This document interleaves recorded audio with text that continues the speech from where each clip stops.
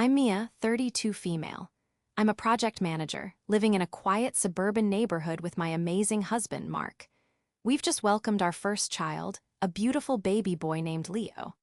My life was supposed to be perfect, but the moment I needed my family the most, they vanished. Then, weeks later, they reappeared with a demand so outrageous it forced me to make a choice: be their doormat forever, or burn the bridge and salt the earth behind me.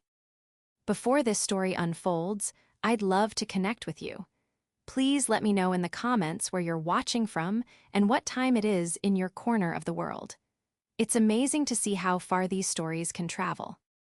If you had asked me a year ago to describe my family, I would have used the word complicated.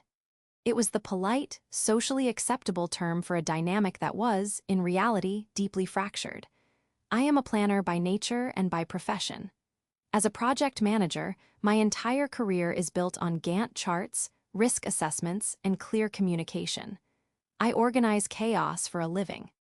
At home, I was the one who remembered birthdays, scheduled holiday dinners, and made sure my father, Richard, took his blood pressure medication. I was the reliable one, the serious one. My younger sister, Chloe, was my opposite in every conceivable way. At 28, she drifted through life on a current of whims and fleeting passions. Her job title changed with the seasons, but her primary occupation was social media influencer, a vague role that seemed to involve taking beautifully staged photos of brunch and new outfits. She was effervescent, charming, and knew how to be the center of attention. Our father had always been captivated by her sparkle, while my steadiness was often taken for granted. He saw her as fun and spontaneous. He saw me as rigid and boring. He funded her spontaneity, of course, covering her rent more times than I could count and co-signing for a car she couldn't possibly afford on a part-time barista's salary. Our father, Richard, was a man defined by a sense of grievance. At 60, he was supposed to be enjoying his golden years. Instead, he was unemployed. The story he told everyone was that he'd been forced into early retirement, a victim of corporate ageism. He painted himself as a man wronged by the world, and he expected sympathy and, more importantly, financial support. He lavished what little money he had on Chloe, his favorite, while subtly reminding me of my duty as the successful daughter. Meanwhile, my husband Mark and I had built a life on a foundation of mutual respect and careful planning. Mark is a software engineer, logical, kind, and incredibly supportive. We weren't wealthy by any means, but we were comfortable. We lived within our means, saved diligently for a down payment on our house, and had a separate savings account we called the Leo Fund long before our son was even conceived. We were a team, and the impending arrival of our first child was the biggest, most exciting project we had ever undertaken together. My pregnancy wasn't easy. I had placenta previa, a condition that carried a high risk of complications and guaranteed a cesarean section. The final trimester was a blur of doctor's appointments, stress tests, and bed rest. Throughout it all, my family put on a spectacular performance of support. Chloe would text me links to designer baby clothes, promising to be the cool aunt who would spoil her nephew rotten. My father would call and lecture me on old-fashioned parenting advice he'd read somewhere, ending every conversation with, "Don't you worry, we'll be there for you. You won't have to lift a finger." They promised the world. Chloe swore she would organize a meal train. My dad offered to come over and do yard work and household repairs so Mark could focus on me and the baby. They talked about taking shifts to hold the baby so I could sleep, about cleaning the house, about running errands. I listened to their promises, a hopeful, foolish part of me wanting to believe them. I had a lifetime of evidence to the contrary: missed birthdays, forgotten commitments, and a long string of last-minute bailouts for Chloe. But this felt different. This was the birth of the first grandchild. Surely, this was the one event monumental enough to make them finally step up. Mark was more skeptical. "Just manage your expectations, Mia," he'd said gently one evening as we assembled the crib. "We have Sophie, we have each other. If they come through, great. If not, we'll be fine." Sophie, my best friend since college and a pediatric nurse, was our true safety net. She had already filled our freezer with homemade lasagna and promised to be on call for any panicked first-time parent questions.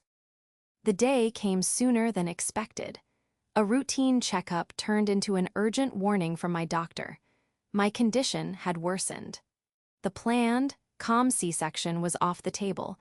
We were heading to the hospital for an emergency procedure that aft. Noon, I remember the frantic rush, the fear gripping my chest. I sent a quick text to the family group chat. Baby is coming today, emergency C-section. A little scared but excited to meet him. We'll update when we can. The responses were immediate and full of performative emotion. Chloe, OMG, so exciting, sending all the positive vibes. Can't wait for baby snuggles. Sparkles baby sparkling. Dad, stay strong. Everything will be fine. Let us know the second he's here. Their words were a temporary balm on my frayed nerves. In that moment of fear and anticipation, I let myself believe that they meant it, that their support was real. I let myself imagine them showing up at the hospital, eager to meet the newest member of the family they claimed to cherish so deeply. I pictured them following through on their promises, bringing the casseroles and rocking the baby to sleep. As they wheeled me into the operating room, I held onto that fragile hope. It was the last time I would ever feel that way about them again. The setup was complete. The carefully constructed stage was set for a betrayal so profound it would change the very definition of family for me forever. The operating room was a whirlwind of bright lights, beeping machines, and the calm, masked faces of the medical team. Mark was by my side, his hand gripping mine, his voice a steady anchor in a sea of anxiety. The procedure was fast, efficient, and utterly terrifying. Then I heard it, a tiny, furious cry that sliced through the clinical tension. Leo was here. He was real. A nurse placed his small, wrinkled body on my chest, and in that instant, the world narrowed to just the three of us. The hours that followed were a painful, surreal haze. Recovery from major abdominal surgery while simultaneously learning to care for a newborn is a form of torture nobody can prepare you for. Every movement sent a searing pain through my incision. Sitting up was a monumental effort. Walking to the bathroom felt like climbing a mountain. I was exhausted, hormonal, and overwhelmed by a love so fierce it was almost painful. Mark was incredible, changing the first diapers, learning how to swaddle, and whispering words of encouragement as I struggled to breastfeed. He was my rock, but I could see the exhaustion setting in on him, too. We sent a picture of Leo to the family chat, announcing his name, weight, and length. The replies were swift. Chloe, he's perfect. I can't believe I'm an aunt. Look at that hair. Dad, a beautiful boy. You did well. Now get your rest. Your rest. The irony of that statement would become a bitter joke over the next few days. We spent 2 nights in the hospital before being discharged into the bewildering new world of parenthood. The first night at home was a brutal introduction to our new reality. Leo was not the peaceful, sleeping baby from the hospital. He was a tiny tyrant with lungs of steel. He cried inconsolably for hours. Every time I managed to drift off to sleep, a fresh wave of wails would jolt me awake. The pain in my abdomen was a constant, throbbing reminder of my physical limitations. I couldn't bend, I couldn't lift, I couldn't even laugh without wincing. Mark was doing everything. He changed diapers, he rocked Leo, he brought me water and pain medication, he tried to figure out why our son was so miserable. By 4 a.m., we were both shells of our former selves, hollowed out by exhaustion and worry. Mark had to return to work in a few days, and a terrifying thought lodged itself in my brain: I can't do this alone. That's when I broke. Sobs racked my body, the physical pain mixing with the emotional despair. I felt like a complete failure. I was supposed to be a mother, capable and strong, but I was just a broken, weeping mess. Through my tears, I looked at Mark's pale, drawn face and knew I had to ask for the help that had been so eagerly promised. I picked up my phone, my hands trembling. I opened the group chat with my dad and Chloe. I poured all of my desperation into that message. I'm really struggling, I typed. The recovery is so much harder than I expected, and Leo won't stop crying. I'm in a lot of pain and I'm so scared. I can't do this alone. Please help. Could one of you just come over for a couple of hours so Mark can get some sleep before work? I just need someone here with me. I hit send and waited, my heart pounding with a mixture of hope and shame. I hated admitting I needed help, but I was at my limit. I watched the screen. A few minutes later, 2 little check marks appeared under my message, indicating it had been delivered. Then they turned blue, read by Chloe, read by Dad. And then nothing. Silence, complete and utter silence. I stared at my phone, willing a response to appear. Maybe they were in the car on their way over. Maybe they were coordinating who would come first. An hour passed, then another. The sun began to rise, casting a gray light into the messy living room. Leo had finally fallen into a fitful sleep on Mark's chest, but my phone remained silent. The silence was louder than Leo's cries. It was an answer in itself, a cold, hard rejection that echoed in the most vulnerable corners of my heart. Mark woke up a few hours later, his eyes full of concern. "Did you hear from them?" he asked, his voice rough with sleep. I just shook my head, unable to speak past the lump in my throat. The hurt was a physical thing, a heavy weight pressing down on my chest. Later that morning, after Mark had left for a half day at work, I was sitting on the couch, numb with exhaustion and disbelief. I mindlessly opened Facebook, a habit I couldn't seem to break. And there it was. The first post in my feed, it was from Chloe. It was a collage of photos, bright and cheerful. The first was a picture of her and my dad, smiling broadly over a table laden with pancakes, mimosas, and eggs Benedict at the trendiest new brunch spot in the city. The next few shots were of them shopping, Chloe holding up a designer handbag, my dad giving a thumbs up. The final picture was a selfie of the two of them, cheeks pressed together, looking deliriously happy. The caption felt like a physical blow, knocking the air from my lungs. It read, "Best family bonding day with my favorite guy, so needed this, feeling so blessed. Family first making memories, Sunday funday brunch vibes." I read it once, then twice. My brain struggled to process the information. Family bonding day. While I was at home, recovering from surgery, begging for help, they were at brunch.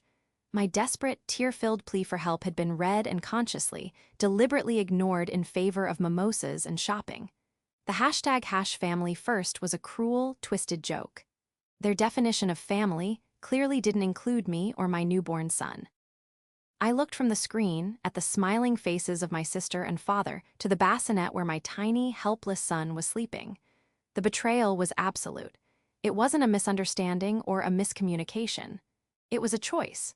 They had seen my plea, understood my desperation, and had chosen to post pictures of their family bonding day instead. In that moment, something inside me broke. But as the pieces settled, they began to reform into something new. Something harder, colder, and much, much stronger. The hope I had foolishly clung to evaporated, replaced by the chilling clarity of the truth. I was on my own, and they had just shown me exactly who they were. The 3 weeks that followed were the longest and hardest of my life. They passed in a sleep-deprived, pain-filled blur of feeding schedules, diaper changes, and endless rocking. Mark was my hero. He took as much time off as he could, mastered the art of the 3 a.m. bottle feed, and held me when I cried from sheer exhaustion. My best friend, Sophie, became our lifeline. She came over after her long nursing shifts, armed with groceries, practical advice, and a non-judgmental ear. She showed me how to properly latch the baby, diagnosed a minor case of reflux, and, most importantly, reminded me that I was a good mother. She was the sister I needed, and she wasn't even blood. From my actual blood relatives, there was nothing. Not a text, not a call, not an email. The silence that had started the morning of their brunch date stretched into an impassable chasm. They made no attempt to explain, apologize, or even acknowledge their abandonment. It was as if I and my son had simply ceased to exist. A part of me was deeply wounded, but a larger part, the project manager part, was simply processing data. Their actions were a clear statement of their priorities, and I was not one of them. The emotional attachment I'd felt began to wither, replaced by a cold, detached sense of clarity. Around the 3-week mark, a semblance of a routine began to emerge. Leo's crying spells became less frequent, my incision healed into a tender pink line, and I could finally walk around the block without feeling like I was going to fall apart. I was still weak, still exhausted, but I was starting to feel like myself again. I was a mother. I had a son who depended on me for everything. That realization filled me with a strength I never knew I possessed. One Tuesday afternoon, I was sitting in the nursery, rocking a sleeping Leo in my arms. The house was quiet, the afternoon sun streamed through the window, and for the first time in weeks, I felt a sense of peace. My phone, which I'd left on the coffee table downstairs, began to buzz, and it didn't stop. It buzzed continuously, a frantic, insistent vibration that broke the tranquility of the moment. My first thought was that something was wrong with Mark. I carefully placed Leo in his crib, my heart starting to pound, and hurried downstairs as fast as my healing body would allow. I grabbed the phone. The screen was lit up with a staggering number of notifications. 47 missed calls, all from my dad. A wave of dread washed over me. This could be good. He hadn't contacted me in 3 weeks, and now this? Was it an emergency? Had something happened to Chloe? I swiped through the call log to my text messages, my thumb hovering over his name. There were dozens of new messages. I opened the most recent one, my breath catching in my throat. The message wasn't one of concern. It wasn't an apology. It was a blunt, cold demand. "Mia, answer your phone. We need to talk. Send $10,000 or else." I stared at the screen, my mind refusing to comprehend the words. $10,000 or else. It felt like a line from a bad movie. It was so surreal, so utterly disconnected from reality that I almost laughed. Then, the other messages started to flood in, a rapid-fire barrage of guilt and aggression. "Chloe is in serious trouble, and it's all your fault. You have the money, Mark has a good job, stop being so selfish. This is what family does for each other. You owe us. Don't make me do something I'll regret. Send the money, now." The shock was like a physical blow, a punch to the gut that left me breathless. There was no, "How are you doing, Mia?" No, "How is my grandson?" No acknowledgement of the past 3 weeks of silence. It was as if my emergency C-section, my desperate plea for help, my struggle as a new mother, none of it had ever happened. Their silence wasn't about them being busy or thoughtless. It was a strategic withdrawal. They had ignored me in my time of need, and now they were reappearing with their hands out, expecting me to forget everything and open my wallet. The phrase "or else" hung in the air, a vague but potent threat. What would he regret? What did he think he could possibly do to me? The audacity was staggering. They had abandoned me at my lowest point, and now they were manufacturing a crisis and trying to pin it on me. It was all my fault, apparently. My selfishness was the root of Chloe's mysterious trouble. I sank onto the couch, the phone feeling heavy in my hand. For a moment, the old Mia, the dutiful daughter, felt a flicker of panic and guilt. But then I heard a small coo from the baby monitor upstairs. I looked up towards the sound of my son, my tiny, perfect, innocent son. And in that instant, everything shifted. A wave of pure, unadulterated fury washed over me, so intense it made my vision swim. This wasn't just about me anymore. This wasn't about their years of neglect or my hurt feelings. This was about him. This was about protecting my child from the toxic, manipulative, and threatening behavior of these two people who happened to share my DNA. They would not touch his future. They would not drain the resources we had carefully saved for his life, his education, his well-being. They would not bring their chaos and their threats into his world. I looked down at the demanding, threatening message on my phone. Then I looked up at the ceiling, picturing Leo sleeping peacefully in his crib. My purpose became crystal clear. The era of Mia the doormat was over. The age of Mia the mother had begun. With a steady hand and a heart full of ice, I typed my response, a single word that would detonate the fragile remains of our family. I looked down at my baby and responded. My response was one word, typed with a calm, deliberate finality: no. I hit send and watched as the delivery receipt turned into a read receipt almost instantly. The explosion was immediate. My phone lit up with a fresh torrent of messages from my father, each one more venomous than the last. They were a masterclass in emotional manipulation, cycling rapidly through rage, guilt, and threats. How dare you, after everything I've done for you? You are tearing this family apart with your selfishness. Chloe's life could be ruined. You'll regret this, Mia. You have no idea what you've just done. I guess we know where we stand. You care more about money than your own family. The words that once would have sent me into a spiral of anxiety and self-doubt now felt hollow. They were just noise, the predictable tantrum of a spoiled child being denied his way. I read them, not with hurt, but with the detached curiosity of a scientist observing a specimen.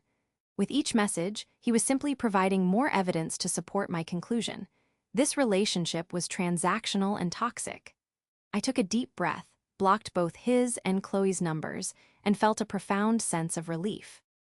But I wasn't done. I'm a project manager. When a project goes off the rails, I don't just walk away, I conduct a postmortem. I analyze the failure points, gather data, and understand exactly what went wrong to ensure it never happens again.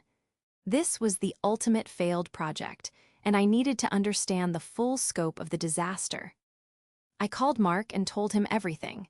His reaction was a quiet, simmering rage. "That's it, Mia. We're done," he said, his voice tight. "I don't want them anywhere near you or Leo ever again. What he did is extortion."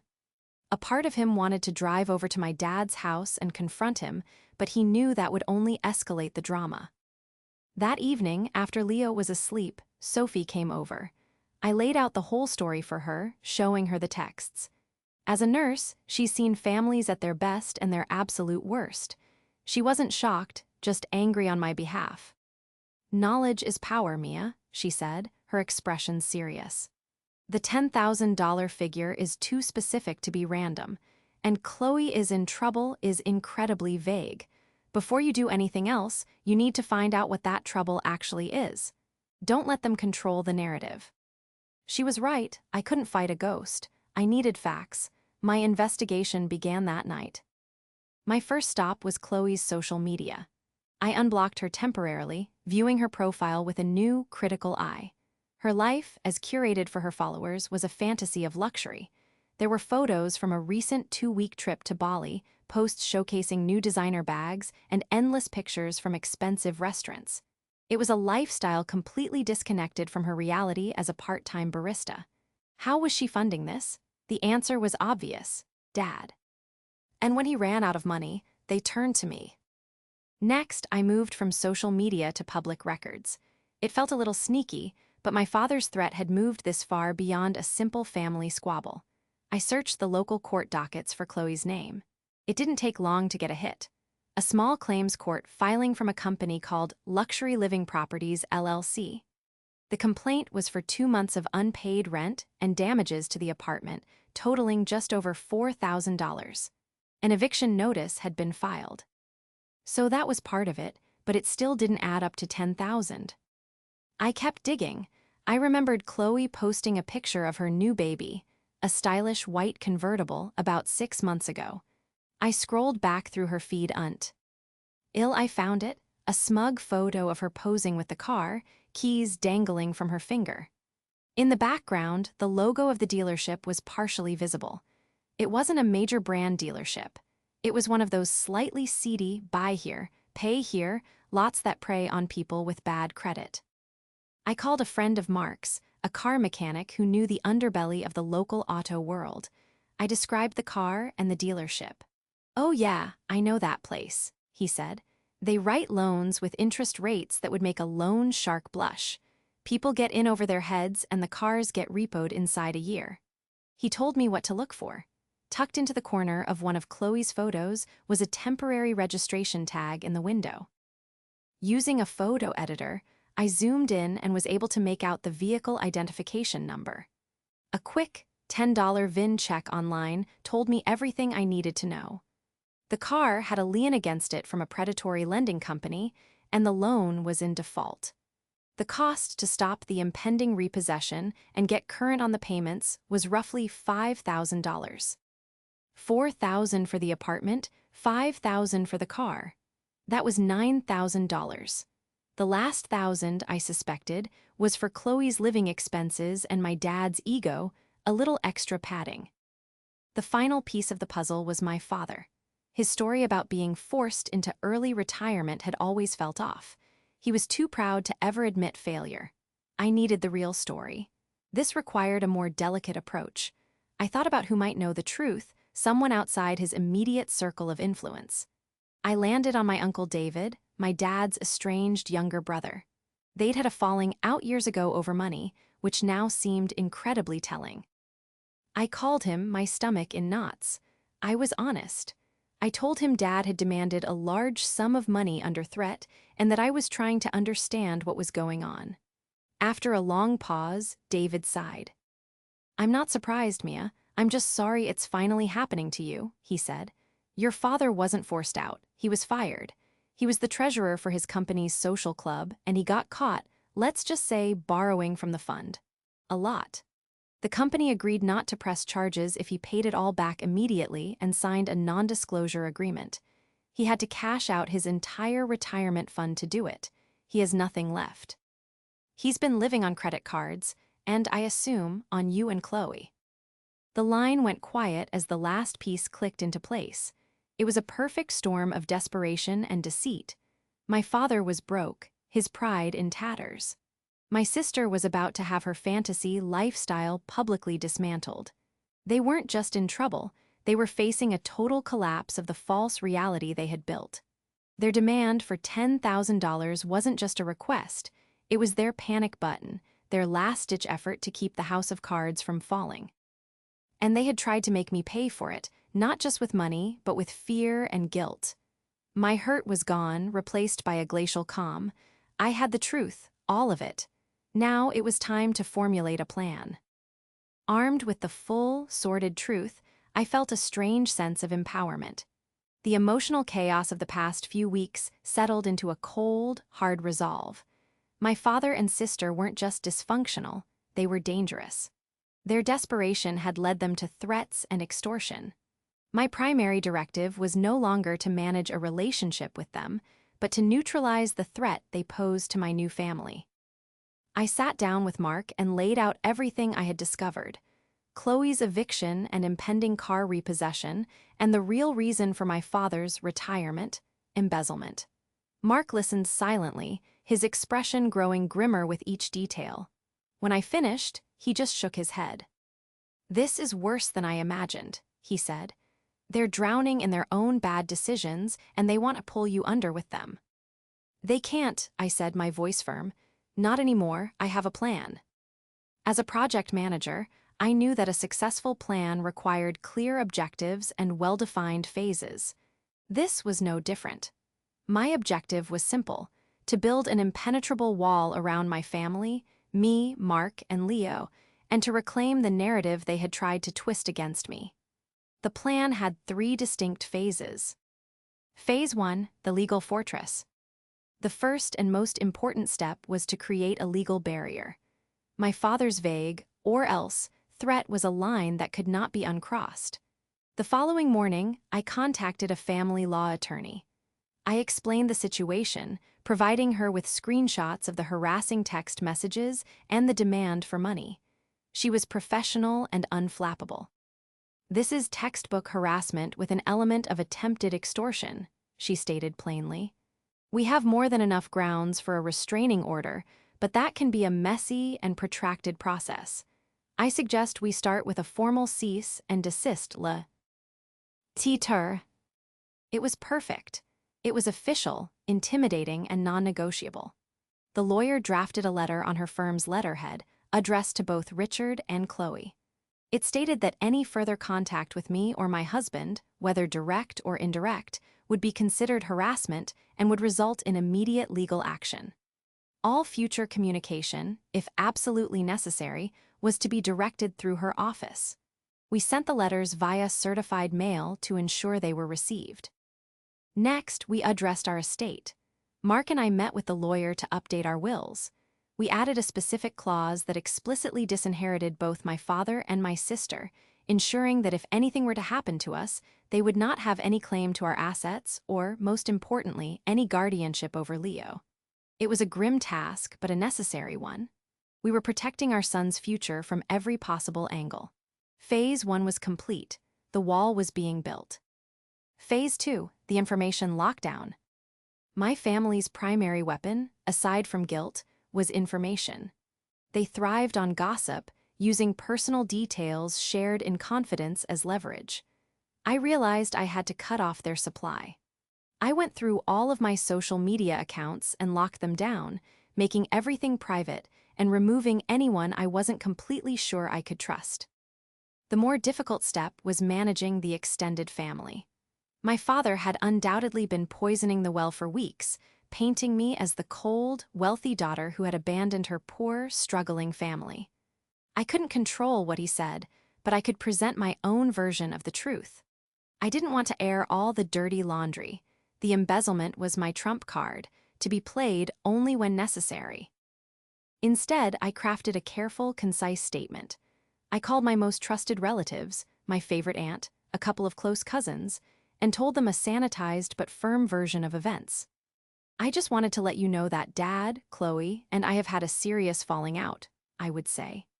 It involved some inappropriate financial demands and threats on their part, and for the safety and well-being of my family, Mark and I have decided to cease all contact. It's a painful situation, and I would appreciate it if you respected our privacy by not sharing any information about me or Leo with them. It worked. It was direct, honest without being overly dramatic, and it positioned me as a protector of my child, a motive no one could argue with. The family information pipeline was shut down. Phase 3, the truth bomb. This was the final and most critical phase.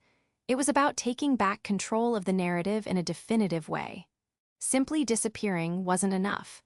I needed to ensure they could never again portray themselves as the victims.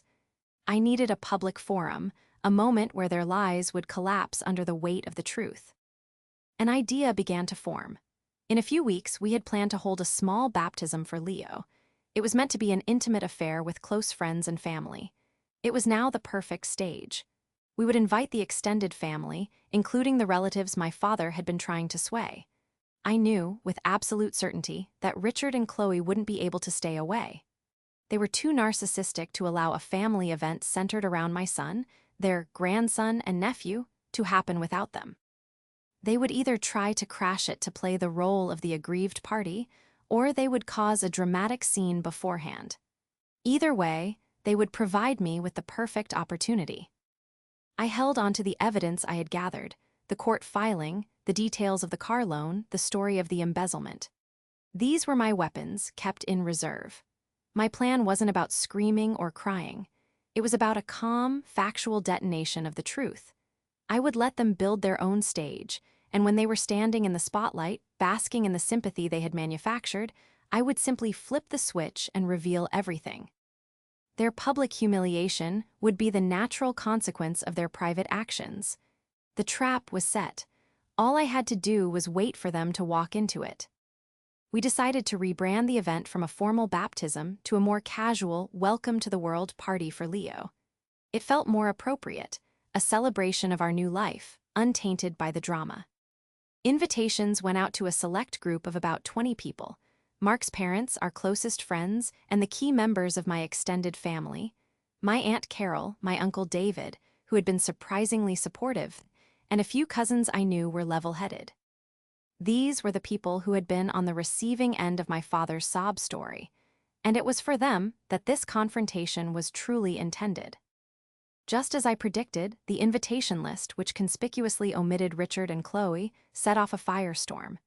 In the week leading up to the party, my father launched a full-scale sympathy campaign. Aunt Carol called me, her voice troubled. "Mia, your father called me yesterday," she said. "He was crying.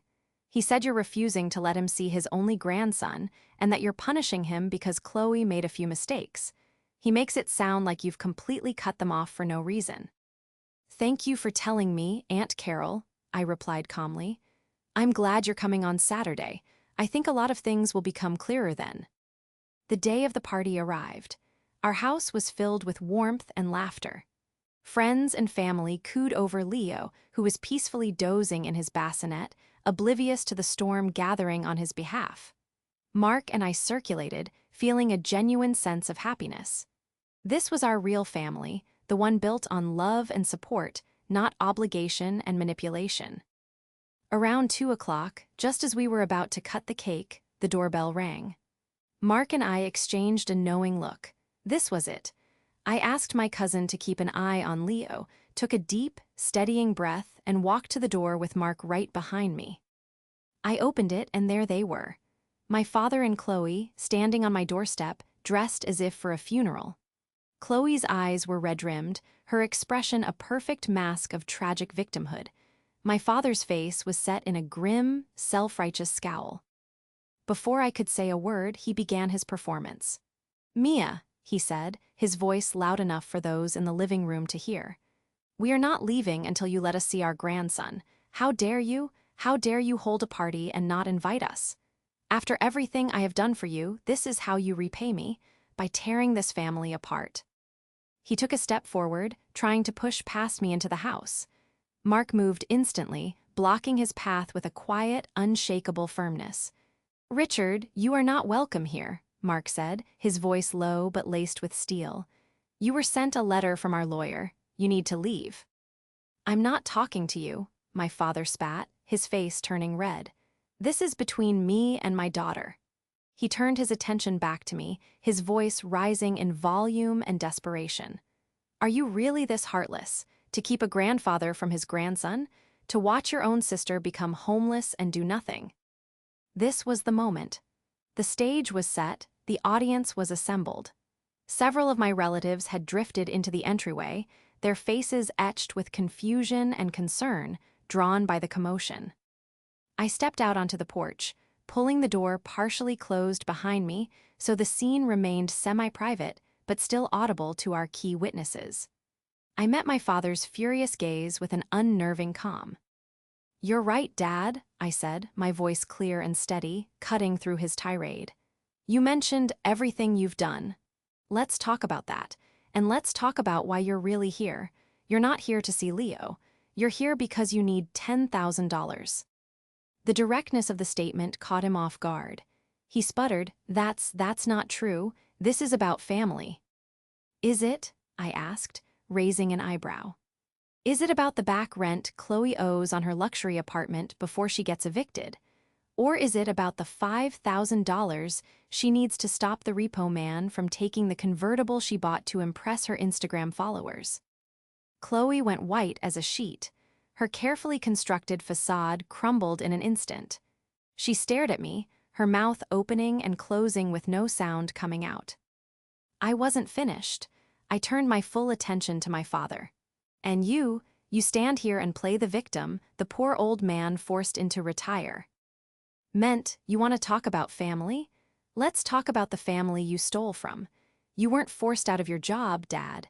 You were fired for embezzling money from the company's social fund. You emptied your entire retirement account to pay it back and avoid going to jail." A collective gasp came from the doorway behind me.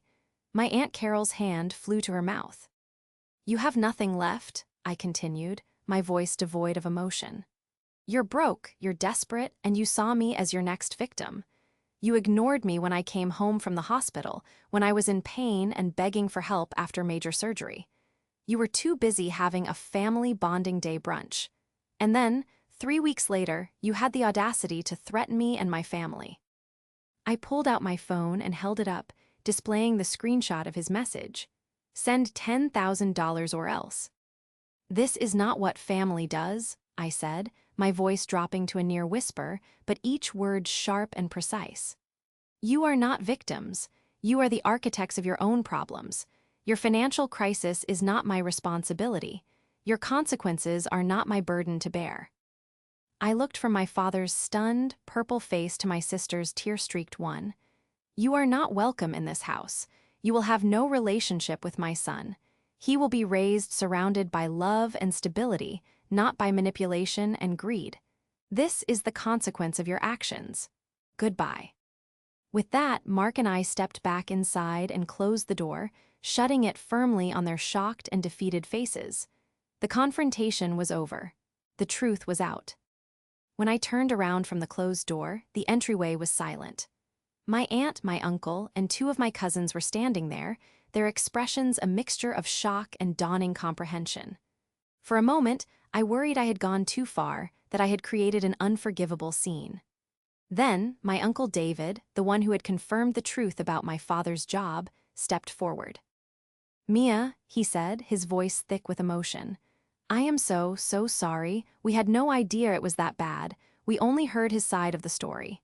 He wrapped me in a hug, and it felt like a lifetime of tension released from my shoulders. My Aunt Carol came next, her eyes filled with tears. "You did the right thing," she whispered. "You protected your son. We're proud of you." The rest of the party was a bit subdued, but in a good way. The air had been cleared. The truth, as ugly as it was finally out in the open. My relatives now understood that my decision to cut contact wasn't an act of cruelty, but one of self-preservation. I no longer had to defend my position. The facts spoke for themselves. In the days and weeks that followed, a profound peace settled over our home. The cease and desist letter worked like a charm. The frantic calls and venomous texts stopped completely. The silence from my father and sister was no longer a hurtful void, but a welcome, calming quiet. It was the sound of freedom. The family grapevine, which had once worked against me, now worked in my favor. The story of the confrontation, of the embezzlement, of the threats, spread quickly. My father's carefully crafted victim narrative was shattered. He became a pariah, the man who stole from his friends and tried to extort his own daughter after she'd given birth. He had played his last card and lost everything. I heard through my aunt that Chloe's life imploded just as I had predicted. She was evicted from her apartment and her car was repossessed. Her social media accounts went dark. The last I heard, she was living in a small room in a shared house across town and had been forced to get a second job working in a warehouse. Reality, it seemed, had finally caught up with her. I felt a brief, fleeting pang of pity, not for her situation, but for the person she could have been if she hadn't been so consumed by image and entitlement. My life, in contrast, blossomed. Free from the constant stress and emotional drain of my toxic family, I could finally pour all my energy into what truly mattered, my son and my husband. I watched Leo grow, marveling at his first smile, his first laugh. I saw the love in Mark's eyes as he rocked our son to sleep. I cherished the easy, laughter-filled visits from Sophie, who taught me that the family you choose can be more real and more powerful than the one you are born into. There was no big, triumphant feeling of victory. There was no joy in my family's downfall. Instead, there was just a quiet, deep sense of rightness. I hadn't set out to destroy them. I had simply refused to be their collateral damage. I had chosen to protect the innocent life I had brought into the world, and in doing so, I had saved myself. Months later, on a quiet evening, I was looking through a photo album Mark had made. There was a picture of me in the hospital bed, holding Leo for the first time.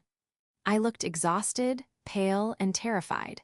Then I looked at the most recent photo, taken last week at tea. Park. In it, I was holding a smiling, chubby Leo, my face bright with a genuine, unburdened happiness. I finally understood.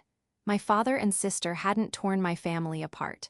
They had revealed that my true family was right here all along, in this little house, with this wonderful man and this beautiful child. By trying to take everything from me, they had inadvertently given me the greatest gift of all, the clarity to see what was truly precious and the strength to protect it at all costs. I was finally free.